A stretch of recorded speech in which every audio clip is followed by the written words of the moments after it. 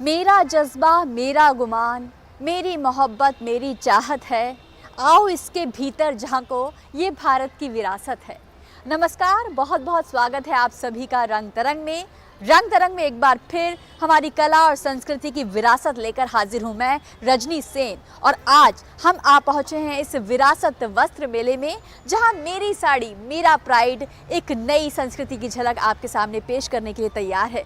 देखते हैं कि कैसे भारत के राज्यों की 75 साड़ियां आज पूरे दुनिया में भारत के शिल्प और कारीगरी की धमक बिखेर रही हैं। तो आइए आगाज करते हैं आज रंग तरंग की एक नई कला परिक्रमा का। वस्त्र मंत्रालय की ओर से दिल्ली के जनपथ पर विरासत प्रदर्शनी का आयोजन किया गया है, जिसमें भारत के विभिन्न राज्यों की 75 हैंडलूम साड़ियों को प्रदर्शित किया गया है। माय साड़ी माय प्राइड की भावना को बढ़ावा देता ये वस्त्र मेला कला प्रेमियों के लिए नई सौगात लेकर आया है।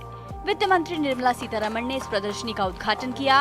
अपने संबोधन में उन्होंने कहा कि वस्त्र मंत्रालय भारत के हैंडलूम जगत को बढ़ावा देने के लिए सराहनीय कार्य कर रहा है। ये बहुत ही बढ़िया एक स्टेप है टेक्सटाइल मिनिस्ट्री का, और पूरे भारत से हर जगह से सोर्सिंग करके डिस्प्ले किया गया है, और वो टच स्क्रीन के साथ पूरे विवरण देना भी एक अच्छा सा स्टेप है, क्योंकि हम खरीद लेते हैं साड़ियाँ, मगर उसके बारे में और उसके पीछे जितने भी वीवर लोग हैं और उनके पूरे परिवार इसमें जुड़ जाते हैं, और स्कूल से वापस आने के बाद बच्चे लोग भी उसको देखते हैं। और ऐसे ही ये कला हमारे देश में विविध भागों में विविध तरह की स्टाइल दिखाते हुए जनरेशन्स पीढ़ियों से ये आता रहा। वहीं केंद्रीय वस्त्र राज्य मंत्री दर्शना जरदोश ने कहा कि प्रधानमंत्री के विजन को आगे बढ़ाने के लिए वस्त्र मंत्रालय भारतीय कारीगरों को अंतर्राष्ट्रीय मंच प्रदान कर रहा है। टेक्सटाइल इंडस्ट्री में प्रधानमंत्री जी के नेतृत्व में हमने कई सारे ऐसे प्लान किए हैं कि जिसके साथ में उनको एक नई ऊंचाई मिल जाए। आत्मनिर्भर भारत की ओर आगे बढ़ते हुए अमृत काल में टेक्सटाइल इंडस्ट्री बहुत अच्छा सा बूम कर रही है। हर राज्य की सुंदर साड़ियों पर की गई कारीगरी आपको इस विरासत मेले में नजर आएगी। ओडिशा, पश्चिम बंगाल, उत्तर पूर्व, मध्य प्रदेश, हर राज्य की उत्कृष्ट कलाओं को साड़ियों पर उतारकर एक नया रंग दिया गया है। असम का शानदार सिल्क, दक्षिण भारत की साड़ियों के सुंदर रंग, या फिर कश्मीर की 3 लाख की पश्मीना साड़ी। इन साड़ियों के जरिए कारीगर न केवल रोजगार का साधन जुटा रहे हैं, बल्कि कुछ अभिनव प्रयोग भी कर रहे हैं। ये प्योर पश्मीना की है, कानी की साड़ी है ये। इसमें ये एक टाइप का गोट होता है जो लेह में होता है और किसी जगह नहीं होता है वो, तो उसी का ऊन है ये बहुत महंगी साड़ी रहती है। ये मटका सिल्क के ऊपर एक साड़ी है जिसमें से सीसेल लगा हुआ है, सीसेल बटन का काम, इसको डबल क्लॉथ वीविंग बोलते हैं। ये पूरा मटका सिल्क है और पल्लू में है रेशम, ये पल्लू है। ऐसे हम डबल क्लॉथ वीविंग में कड़ी लगा है, कड़ी बोलते हैं जिसको बांग्ला में कोड़ी बोलते हैं। गुजरात की पटोला साड़ियाँ भी यहाँ खूब सुर्खियाँ बिखेर रही है। साथ ही मणिपुर की साड़ियों को भी अच्छी प्रतिक्रिया मिल रही है। साड़ियों से जुड़ी बारीकियों और कपड़ों के ताने बाने से जुड़ी जानकारियाँ भी इस विरासत मेले में आम दर्शकों के सामने रखी गई है। जैसे रेशम की इन किस्मों को ही लीजिए। इनमें से एरी रेशम, जिसे अहिंसा रेशम भी कहा जाता है, केवल भारत में ही मिलता है, जिसे बनाने के लिए कीड़ों को मारना नहीं होता। यहाँ आए कला प्रेमियों और महिलाओं को भी अपनी पसंद की साड़ियाँ मिल रही हैं और नए विकल्पों को जानने का अवसर भी मिल रहा है। साड़ी में ही इतनी वैरायटी कि हमें खुद ही नहीं पता। मतलब I was really feeling very proud कि मतलब अगर आप करो भी तो शायद 365 डेज भी आप साड़ी को मतलब वो नहीं कर पाओगे, रिपीट नहीं कर पाओगे। मैं समझ नहीं आ रहा क्या खरीदूं, because they are so many. The Banarasi stuff बहुत ज़्यादा वैरायटी है। असमी साड़ी आई हुई है, वो बहुत अच्छी है। एरी सिल्क इज़ वेरी नाइस। और अभी तो शुरुआत हुई है, अभी तो आधा फ्लोर देखा है और इसी में अभी कंफ्यूज हो गई हूँ। So I am just waiting to go around the whole thing and then take a choice. वस्त्र मंत्रालय की इस पहल माय साड़ी माय प्राइड के जरिए देश भर के साड़ी कारीगरों, शिल्पकारों और उद्यमियों को आत्मनिर्भर बनने का सुंदर मौका भी मिल रहा है। तो अगर आप भी एक साथ एक ही मंच पर देश भर की साड़ियों की सुंदर झलक देखना चाहते हैं तो इस वस्त्र मंत्रालय के विरासत मेले में जरूर आइए, जो 30 दिसंबर तक दिल्ली के जनपथ पर जारी रहेगा। रंग तरंग के लिए दिल्ली से रजनी सेन की रिपोर्ट।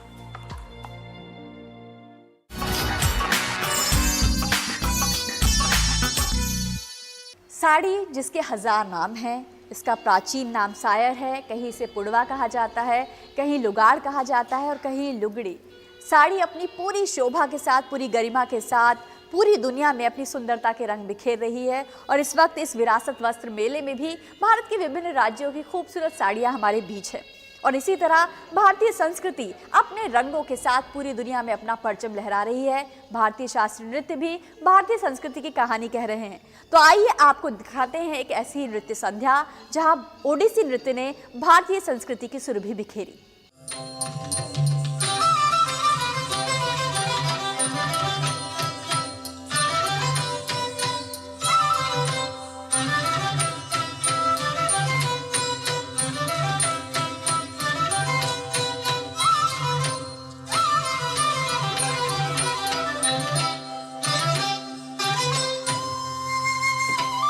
साहित्य, संगीत एवं कला का मानव जीवन में एक अलग स्थान है। इनसे न केवल मनोरंजन होता है, बल्कि ये हमारे स्वास्थ्य पर भी एक अच्छा असर डालते हैं। भारतीय संस्कृति व सभ्यता विश्व की सर्वाधिक प्राचीन एवं समृद्ध संस्कृति व सभ्यता है।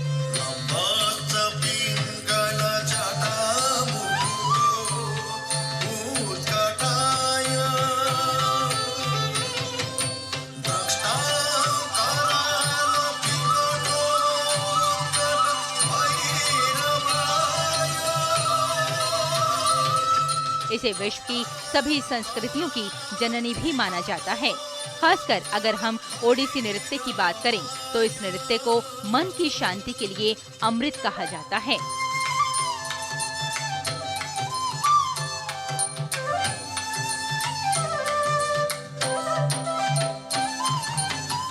ओडिसी नृत्य का सुंदर नजारा देखने को मिला श्री राम भारतीय कला केंद्र द्वारा नई दिल्ली के कमानी ऑडिटोरियम में, जहां मुख्य अतिथि के तौर पर पद्म विभूषण डॉक्टर सोनल मानसिंह की अध्यक्षता में डांसिंग डेयर के सहयोग से मौलिना सिंह ने ओडिसी नृत्य पेश किया और सभी का मन मोह लिया।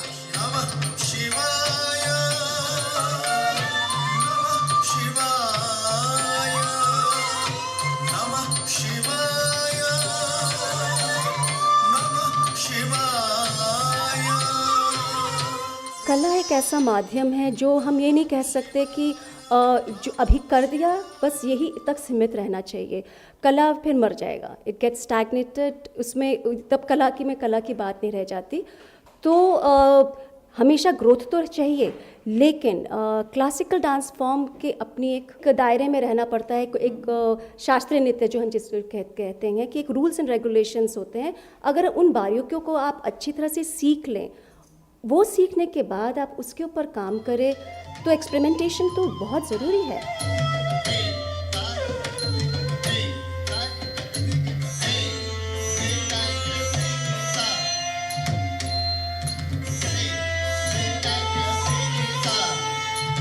ओडिसी नृत्यांगना मौलिना सिंह के पति अभिनेता सुशांत सिंह का कहना है कि आज के समय में इस तरह के कार्यक्रम हमारी संस्कृति से हमें जोड़े रखते हैं।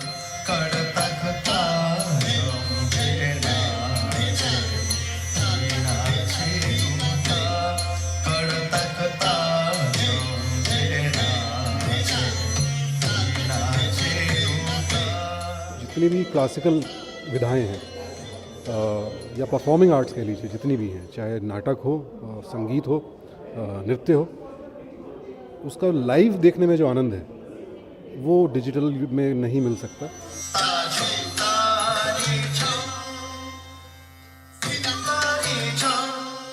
कला हमारे जीवन को निखारती है, ये भावों को हमारे सामने प्रस्तुत करती है। मनुष्य के सुखी जीवन के लिए साहित्य, संगीत, नृत्य और कला बेहद जरूरी है और ये बात ओडिसी नृत्य को पसंद करने वाले भली भांति जानते हैं। ओडिसी नृत्यांगना पद्म विभूषण डॉक्टर सोनल मानसिंह भी ओडिसी नृत्य को मंत्र मुग्ध करने वाला बताती हैं।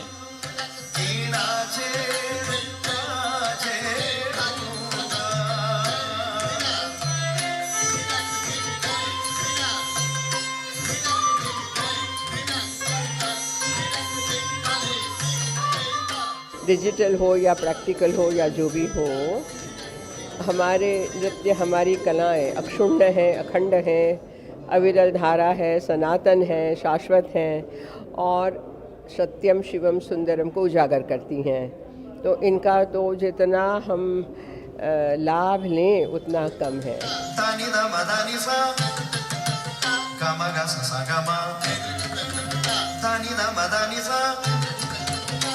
संगीत चाहे किसी भी शैली का क्यों ना हो, उसका उद्देश्य मनुष्य को सुख और आनंद प्रदान करना होता है और इस तरह के कार्यक्रम आज के भागदौड़ भरे जीवन के लिए बेहद आवश्यक माने जाते हैं, क्योंकि जहां ये कार्यक्रम हमें हमारी संस्कृति से जोड़ते हैं, वहीं हमें शांति का अनुभव भी कराते हैं।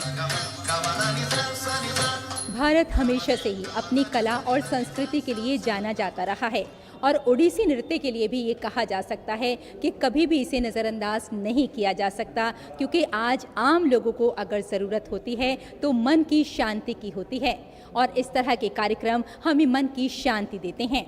मैं रेशमा, रंग तरंग के लिए।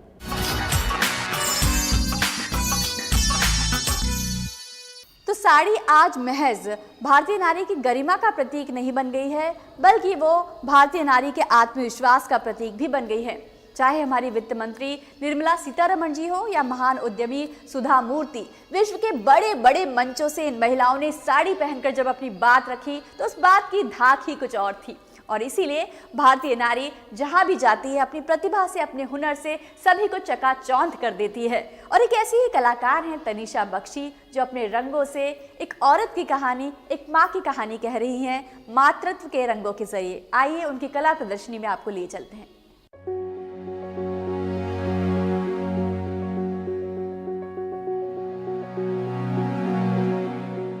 कला कई बार केवल अभिव्यक्ति का माध्यम नहीं रह जाती, बल्कि कई ऐसी कहानियों को सामने लाती है जो अभिव्यक्त होने से वंचित रह गईं। तनिषा बख्शी भी एक ऐसी ही कलाकार हैं जो जिंदगी के दर्द के बीच भी छिपी हुई मुस्कानों को ढूंढ लेती हैं। हाल ही में मातृत्व पर उनकी खास कला प्रदर्शनी एसेंस ऑफ लाइफ देखने वालों के दिलों के भीतर तक उतर गई। उनके इस प्रदर्शनी में एक बच्चे और एक माँ के रिश्ते को बड़ी ही खूबसूरती के साथ दिखाया गया। माँ जो ईश्वर का रूप होती है, जीवनदायिनी होती है, वह भी अपने बच्चे के साथ मातृत्व की एक अनोखी यात्रा तय करती है। इसी यात्रा के सब रंगों को समेटे थी तनिषा की एसेंस ऑफ लाइफ। अपनी पेंटिंग्स के थ्रू एक मैं मदर और चाइल्ड का जो बॉन्ड है, जो एक मदर की ब्लेसिंग्स होती है चाइल्ड की पूरी लाइफ को, जहाँ तक माँ एक पहुँचा सकती है बच्चे को, वो दिखाने की कोशिश करी है, जिसको मैं डिपिक्ट करना चाहूँगी एज एसेंस ऑफ लाइफ। कि हमारी जो लाइफ की मेन चीज़ है वो मदर है, उन्हीं की वजह से आज हम यहाँ पर होते हैं एंड हमको उनकी ब्लेसिंग्स को हमेशा आगे लेके बढ़ना चाहिए। खास बात यह है कि तनिषा इन चित्रों के माध्यम से झुग्गी बस्ती में रहने वाले बच्चों की जिंदगी में रंग भी बिखेर रही हैं और अपनी कला के माध्यम से अभावों में छिपे खूबसूरत पलों को सबके सामने भी ला रही हैं। हम लोग जब स्लम्स को देखते हैं हमको उनकी पॉवर्टी दिखाई देती है, बट जब मैं देखती हूँ मुझे उनकी खुशी और हैप्पीनेस दिखाई देती है। तो अपनी पेंटिंग्स में मैं उनकी खुशियों को डिपिक्ट करती हूँ कि कैसे उनके पास लिमिटेड चीज़ें हैं बट वो कितने खुश और सैटिस्फाइड है अपनी लाइफ से, उनको किसी चीज़ की कमी नहीं है। इन तस्वीरों में जलते मुस्कानों के ये दिए इस बात का सबूत है कि जीवन कितना भी कठिन क्यों ना हो, पर माँ के होने से उसमें प्यार, भरोसे और अपनेपन के हजार रंग घुल जाते हैं और बदरंग जिंदगी भी खूबसूरत नजर आती है। रंग तरंग, डीडी न्यूज।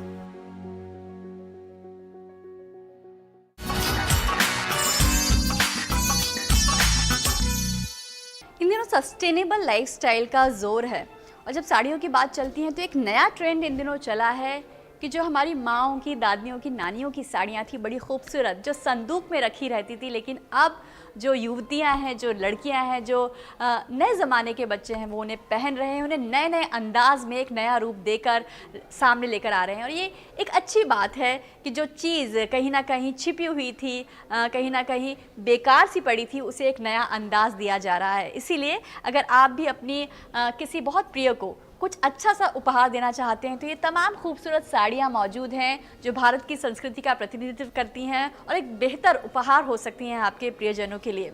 वैसे अगर आप अपने बच्चों को कुछ अच्छा उपहार देना चाहते हैं तो उन्हें बचपन से जोड़ने की कोशिश कीजिए, जो पिछले दिनों हुई दिल्ली में कॉमिक कॉन मेले के जरिए जहां हमारे बचपन के कार्टून किरदारों को बच्चों के बीच लाया गया। आइए आपको लिए चलते हैं इसी कॉमिक कॉन मेले में।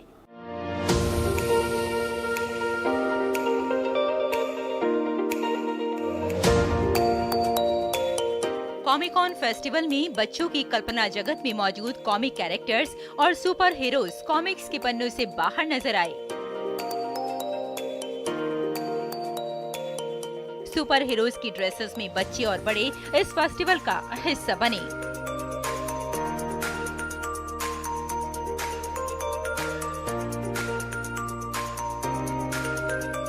It's been a lot of time since I've been to Comic Con, so it's been 3 years. So today I hope we'll have a lot of fun.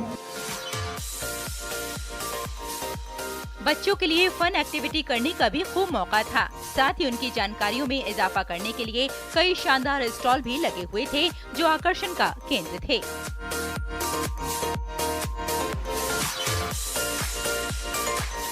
इस फेस्टिवल में वाकई कॉमिक सिर्फ बच्चों को ही नहीं बल्कि बड़ों को भी अपनी ओर खींचती नजर आई। कॉमिक फेस्टिवल ने एक बार फिर बता दिया है कि कॉमिक्स को कभी भुलाया नहीं जा सकता।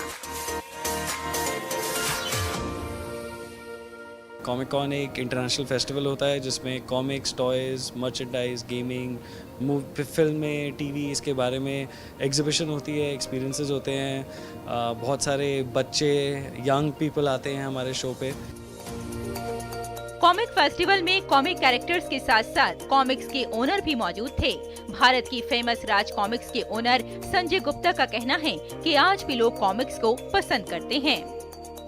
मैं ये बहुत बड़ा प्लेटफॉर्म है जिसमें कॉमिक्स, सिर्फ प्रिंटेड कॉमिक्स ही नहीं और भी टॉयज़ और बहुत सारी मर्च हैं जिसके कारण यहाँ लोग आते हैं और मुझे लगता है कि ये आगे कॉमिक्स के उत्थान में काफ़ी महत्वपूर्ण रहेगा। कॉमिक कॉन फेस्टिवल हर साल शानदार से शानदार हो रहा है। कॉमिक कैरेक्टर्स, आर्टिस्ट, बच्चे, कई किताबों का विमोचन और नए नए गेम्स। यहाँ ऐसा सब कुछ था जो हमें बचपन की याद दिला देता है।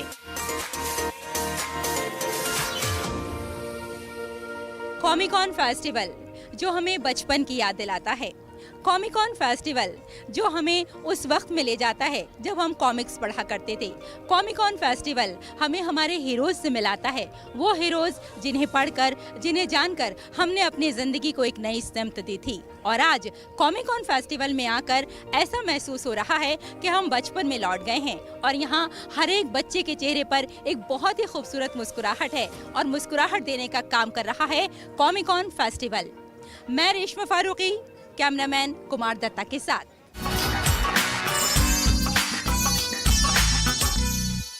कैसी लग रही हूँ मैं? अच्छी लग रही हूँ ना? अच्छी क्यों नहीं लगूंगी जनाब, ये 1 लाख की पटोला साड़ी है और हो भी क्यों ना, इस एक साड़ी को बनने में करीब करीब 8 महीने का वक्त लगता है। एक एक धागा, एक एक ताना बाना इसका बड़े ध्यान से बुना जाता है। तो साड़ी जो है वो केवल एक आम जन का परिधान, एक आम नारी का परिधान अब नहीं रह गई है, बल्कि कला जगत में भी धूम मचा रही है। नए नए मायनों में, नए नए अंदाज में, नए नए स्वरूप में हमारे सामने आ रही है। अब ये जो पटोला का काम है वो न केवल साड़ी पे बल्कि तमाम कलाकृतियों में, गृह सज्जा की वस्तुओं में और रोज़मर्रा की चीज़ों में, जैसे इस पर्स को आप देख रहे हैं, इसके रूप में भी हमारे सामने है। तो साड़ी ने अपना अंदाज बदल लिया है, अपना रूप बदल लिया है, अपना रंग बदल लिया है और बड़ी खूबसूरती से पूरी दुनिया में भारत की एक नई तस्वीर पेश कर रही है। और ऐसे ही हमारे कलाकार जो अपनी मजबूती, अपनी मेहनत, अपने हौसले से पूरी दुनिया को चकाचौंध कर रहे हैं और दिव्यांगता जैसी एक मजबूरी कहिए या एक चुनौती को पीछे छोड़कर एक नई कहानी लिख रहे हैं। तो आज एक ऐसी कलाकार से आपको रूबरू करवा रहे हैं जिनका नाम है कलाश्री और हाल ही में उन्हें अपने जज्बे के लिए, अपने हौसले के लिए, अपनी हिम्मत के लिए दिव्यांग कला मेले में सम्मानित किया गया।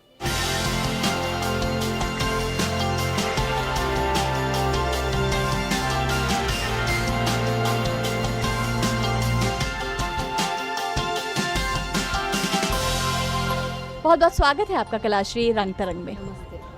कलाश्री, आप जो काम कर रही हैं उसकी शुरुआत कब से हुई थी? जी, वैसे तो मैं जब पैदा हुई तभी मेरा रंगों से रिश्ता जुड़ गया और तभी मेरे पिताजी ने मेरा नाम कलाश्री रख दिया। वैसे तो तब वहीं से मेरी शुरुआत हुई थी, लेकिन professionally I started working after my qualification from sir J school of art. और उसके बाद मैंने काफ़ी एडवर्टाइजिंग एजेंसीज़ में मैंने काम किया है और फिल्म इंडस्ट्री में मैं काम करने लगी as an art director and now I am directing films, short films direct किए काफ़ी जो सोशल कॉज के ऊपर ही है और उसको भी कई अवार्ड से सम्मान मिला हुआ है। कलाश्री, दिव्यांगजनों के लिए ये दुनिया इतनी आसान नहीं होती, तमाम तरीके की चुनौतियाँ उनके सामने होती हैं। अपने बचपन के बारे में बताइए, क्या इतना आसान था जो सपना आपने देखा है उसे पूरा कर पाना? जी ये बहुत सेंसिटिव सब्जेक्ट आपने छेड़ा हुआ है। मेरी ब्रॉटअप या मेरे पिताजी, मेरी माताजी, उन्होंने मुझे इतना पॉजिटिवली ब्रॉटअप किया, या मुझे मेरे पिताजी का हमेशा ये कोशिश रही कि मुझे कहीं भी ये ना लगे कि मुझ में कोई लैकिंग है या कोई बॉडी पार्ट मिसिंग है। तो वो भी खुद भी एक आर्ट डायरेक्टर थे, आर्टिस्ट थे, मिस्टर वी एम गायकवाड़। तो उनके वजह से मैं इतनी प्रिपेयर्ड हो गई कि मुझ में कुछ कमी है, उससे ज़्यादा उन्होंने मुझे ये कहा कि वो कमी नहीं दिखे, ऐसा कुछ करो ज़िंदगी में। और बस वो जो था बोलना उनका, वो बहुत छू गया। और बस तब से कोशिश रही कि जो हमें टैलेंट मिली है थोड़ा अंदर झांक के देखे और हमें जो शक्ति है उसको कैसे बाहर निकाले। आप एक आर्ट डायरेक्टर हैं और फिल्मों में आर्ट डायरेक्शन का सिलसिला कैसे शुरू हुआ? जी, मेरे जो sir J school of art से मेरी क्वालिफिकेशन हो गई, एज एन आर्टिस्ट में पास आउट हो गई। उसके बाद मैंने एडवर्टाइजिंग एजेंसीज में मैंने काम किए, लेकिन कुछ अंदर से एक अधूरापन लग रहा था कि क्योंकि मुझे हमेशा से 3D work, 3D erection, 3D sets के ऊपर बहुत मेरा ये रहा, फोकस रहा, इंटरेस्ट रहा। और कॉलेज में भी मैंने वैसे ही सब्जेक्ट चुना था। और मेरा बैकग्राउंड भी ऐसा रहा कि मेरे पिताजी भी फिल्म इंडस्ट्री में आर्ट डायरेक्शन करते थे, आर्ट डायरेक्टर थे, बहुत बड़े आर्ट डायरेक्टर थे वो। तो मैंने फिर डिसाइड किया कि नहीं, मुझे इस बात से सेटिस्फेक्शन नहीं मिल रही है। हालांकि मैं एजेंसी में काम कर रही हूँ, अच्छी सैलरी है, सब कुछ है, लेकिन मुझे वो करना है जो मेरा दिल रूह चाहता है। और वैसे मैंने इंडस्ट्री में फिर अप्रोच करना शुरू कर दिया, बट बहुत मुश्किल था लोगों का यकीन करना, क्योंकि फिल्म इंडस्ट्री एक ऐसी जगह है जहाँ पर बहुत भागम दौड़ी होती है। महिलाओं के लिए वैसे भी बहुत चुनौतियाँ हैं, उस पर अगर दिव्यांग होने का एक कहेंगे कि एक ठप्पा कहेंगे जो मिल जाता है। हालांकि प्रधानमंत्री जी ने दिव्यांग जो शब्द दिया है वो अपने आप में बहुत बड़े मायने रखता है, लेकिन जब ये चीज़ जुड़ जाती है, चुनौती जुड़ जाती है, तो फिल्म इंडस्ट्री में आपके लिए कितना मुश्किल था? जी, ये जो दायरे हैं ना, ये जो मैं स्त्री हूँ या मैं दिव्यांग हूँ, ये कॉन्सेप्ट को ही मैं हमेशा है ना पीछे छोड़ते गई कि मैं सिर्फ एक रूह हूँ और मुझे अच्छे रूह के साथ काम करना है, मुझे मेरे देश के लिए काम करना है, मुझे लोगों के लिए काम करना है जहाँ मैं मैसेज पहुँचा सकूँ। ये जो कॉन्सेप्ट था ये कन्फर्म था, ये मेरी जो सोच थी ये कन्फर्म थी। और बस जो बातें होती गई उसको मैं पीछे छोड़ती गई, मैंने अपने पर्पस पे फोकस किया और बस सब होता गया। इसलिए मैं हमेशा बोलना चाहती हूँ कि आप बस बिलीव करो, आपको जो करना है, आपको जो सपना देखना है ना, वो आपकी रूह की कॉल है, अंदर से वो ना आपकी मैसेज है, बस उस पर फोकस करो, बाकी दुनियादारी आएगी जाएगी। जो word keep on changing, phases keep on changing. आप चित्रकला की दुनिया से जुड़ी हुई हैं और जो महाराष्ट्र में कलाओं का गढ़ है, वर्ली आर्ट वहाँ का दुनिया भर में फेमस है और तमाम तरह की कलाएं, तो ऐसी कुछ लोक कलाएं जो आपको बहुत इंस्पायर करती हैं? जी, मैं तो बोलूँगी कि मुझे राजस्थान की कला भी बहुत इंस्पायर करती है। वारली आर्ट इज़ वेरी इंटरेस्टिंग, क्योंकि वो सिंपलेस्ट फॉर्म को लेकर जो उन्होंने इतना बड़ा आज वारली आर्ट कहाँ नहीं पहुँचा है। So that is also very interesting. और काफ़ी ऐसे आर्ट है जो मुझे हमेशा मोटिवेट करते गए, लेकिन उससे पार होकर भी मुझे और कुछ स्टाइल डेवलप करनी थी। तो इसलिए मैंने मेरी अपनी एक लीनियर ड्राइंग को लेकर, एब्स्ट्रैक्ट को लेकर मैंने एक स्टाइल डेवलप की है जो कंटेम्प्रेरी आर्ट के अंदर आती है, and that way I am presenting my work. और आप लिखती भी हैं, क्या आपको लिखना पसंद है? और आपकी जो किताब है उसके बारे में कुछ बताइए।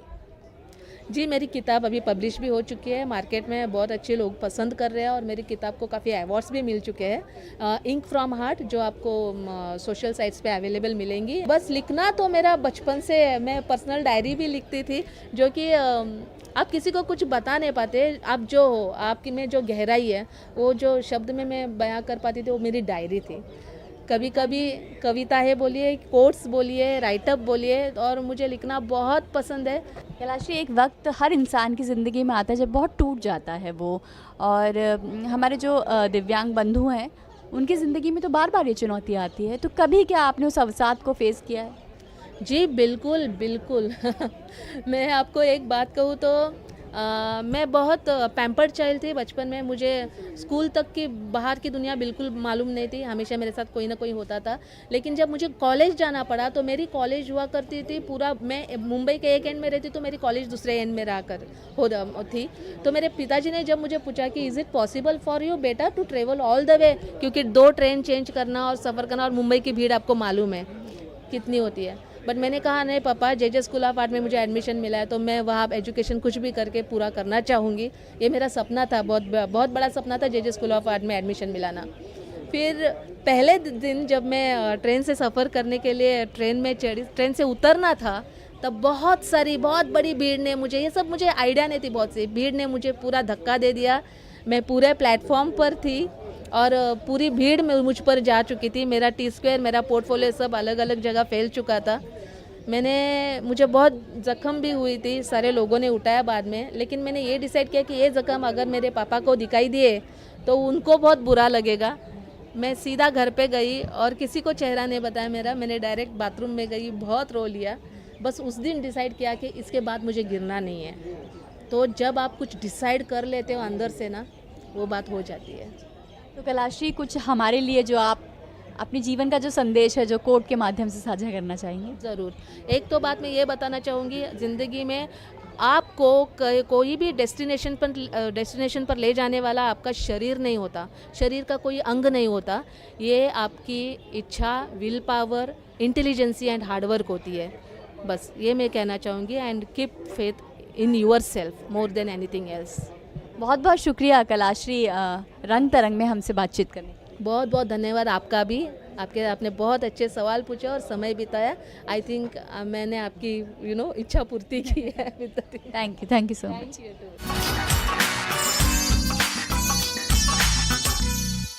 तो एक से बढ़कर एक खूबसूरत साड़ियाँ इस विरासत मेले में मौजूद हैं। भारत के तमाम राज्यों की संस्कृति की, शिल्प की, कला की कहानियाँ आप तक ये विरासत मेला लेकर आया। और कहते हैं ना कि अनोखी होती हैं साड़ियाँ और अनोखी होती हैं उनसे जुड़ी कहानियाँ। तो कहानियाँ अगर आप सुनना चाहते हैं, समझना चाहते हैं और हमारे कारीगरों का, हमारे शिल्पकारों का, हमारे उद्यमियों का अगर आप सम्मान करना चाहते हैं, उन्हें बढ़ावा देना चाहते हैं, तो इस विरासत मेले का हिस्सा ज़रूर बनिए, जो जनपद पर दिल्ली में 30 दिसंबर तक लगा रहेगा। और आपको इंतज़ार रहेगा अगर अच्छी साड़ियों का, तो इन कलाकारों को, इन कारीगरों को इंतज़ार रहेगा अच्छे ग्राहकों का, कला के अच्छे पारखियों का। तो फिलहाल आज रंग तरंग में बस इतना ही। मेरी और पूरी टीम की तरफ से आपको आने वाले साल की पहले से ही अग्रिम बधाई। कुछ अच्छा कीजिए, कुछ नया सोचिए और फिलहाल मुझे इजाज़त दीजिए। नमस्कार।